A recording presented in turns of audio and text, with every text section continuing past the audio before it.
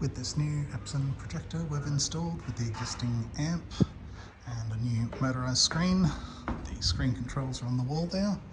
It's currently working wirelessly, but we can change that across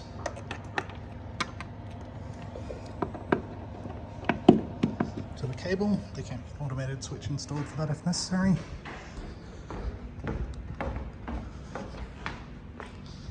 So it was on the wireless, that's the wireless module. We've now just got it on the cable.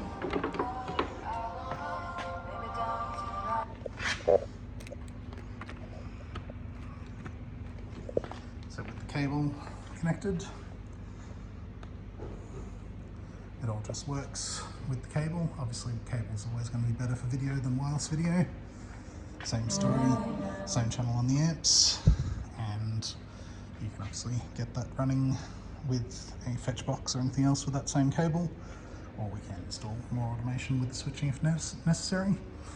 With the main speakers, it's currently coming through the main speakers on channels 15 and 16, left and right. These sliders, that's on the second bank. So first bank is your microphones, second bank is your HDMI input. The volume comes through the main speakers, and of course you can have it come through your fold-back speakers if you want to add those into the mix,